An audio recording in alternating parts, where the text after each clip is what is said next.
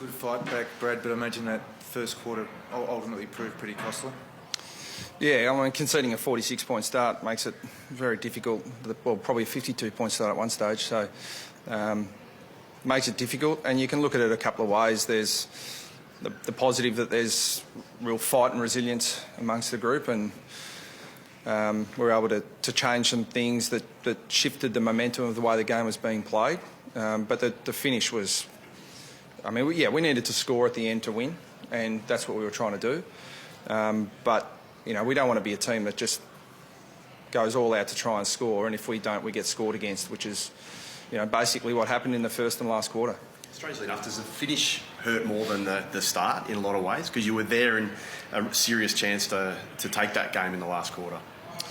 Yeah, I mean, we felt that we probably had our opportunities to be level or perhaps even in front at three-quarter time. So, yeah, we certainly missed some opportunities in the third quarter. But, yeah, the whole attitude, we're playing a really good team who showed their absolute class today, and they showed why they're such a terrific football club.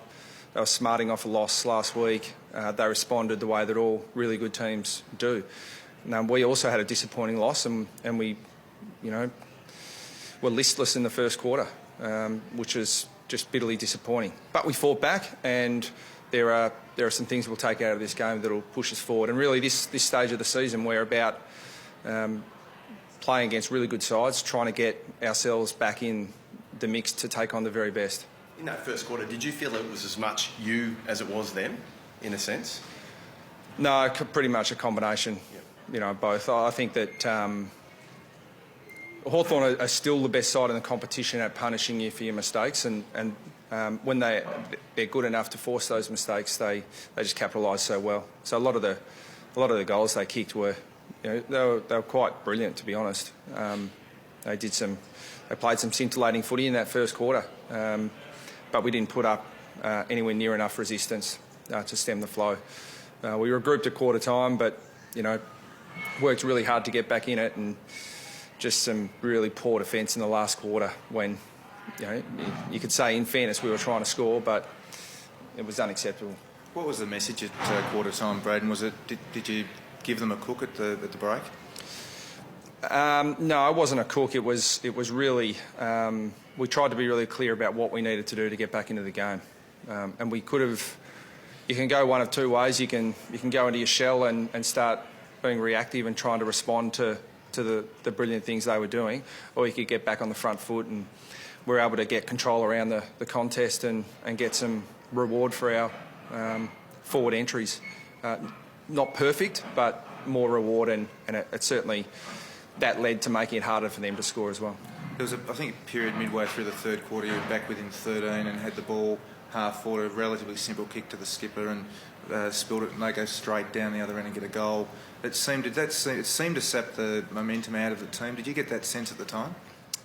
Yeah, it's probably hard not to get that sense. You do everything you can to focus on the facts at hand and focus on what you need to do next. But there's no doubt that's why they've been an elite team, because even when they're not at their best, they can pile on goals pretty quickly, and they can punish you for your mistakes. So you can't go into a game against Hawthorn, in my view, hoping that you're going to take every chance you get going forward, and it's either we score or they score. Not too many teams are going to beat Hawthorn playing that way, in my opinion. Gotcha. Is there still a positivity around the group? Obviously, with this run, we've talked about a fair bit. Just overall positivity? Yeah. That you can, you know, leap from the canvas and still make an impact this season. Yeah, well, there's some things to look forward to, that's for sure, in terms of both personnel and opportunity. I mean, we've in probably in all but 1 or 2 years in the last 5 or 6, we've been scrambling at this point of the season. You know, we've on the back of a good start, and then pretty much it started in round 7. We started losing blokes each week, but you know, we'll get some back. We've had a look at some younger guys that have come in and performed well. It's clearly Majak Dawes' best game for the club. You know, looked really imposing, and is really starting to feel like he belongs and understands the way that we want him to play. You know, and Lockie Hansen coming back into the side after being out the whole year was really pleasing. So, I think there's still a real unflinching belief that our best can compete with the best. And once you get to September, who knows? Did you get any sense before the match that perhaps that first quarter wasn't going to go to plan? Did you have any sense that perhaps the players were feeling a bit disheartened? You said listless. I wish I did, like a sixth sense. I would have done something about it. No, unfortunately, I didn't. No, I thought the opposite. Hansen's ankle, Brad, I think went down to the rooms at three-quarter time, but played out. And he says that seems as though he's, I imagine, okay. Yeah, the report. He's just. The report at the time was he just rolled his ankle, and he should be right to come back on. So, yeah, my assumption is that he's fine, but as we always do, we'll go get it checked. Yeah. Brown and Thompson next week likely to come back. Brad, is there anyone else as well? Is that? There's a whole slew of guys who are around about the same mark in their rehabilitation. So Sam Wright, Luke McDonald, Ben Jacobs, Sean Higgins, Kane Turner. There's a whole mix of them.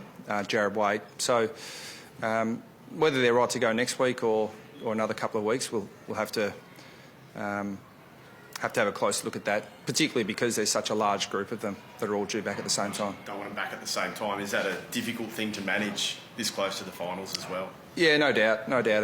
It's tough, but we'll still have a good look at the balance of whether they're ready, whether we need to take a calculated risk with some of them. It's probably too much of a risk to put them all in at once. Can I just confirm you expect Ben Brown and Scott Thompson to be back next week? I don't know. I don't know. They were. We obviously picked them, and I said during the week we'd give them right up until the last minute to prove their fitness. And they were close, but not quite right. But I'm not sure if that's appointed to next week or not. That would make a huge difference. But at either end, Robbie Tarrant and Drew Petrie tried their heart out, didn't they, today? Yeah, and I would add Lockie Hansen and Majak Daw. Yeah, so, both the bookends were really positive. And midfield were just really up and down. And their midfield got on top, and they were able to capitalise on that. Robbie Tarrant's form, Brad, I mean, just how good has his season been from your point of view? He's been incredible, really. Absolutely outstanding. And one of the positives, I think most people would have had him in the All-Australian team at the midpoint of the year, but he's got better since we've started losing a few games. So that just speaks to how well he's played, both when we're playing well, because most defenders can play okay when the team's dominating, but when we've been under the pump, he's just been an absolute rock. So I'm biased, but it's a pretty easy decision for me. Thank you. Thanks, Brad.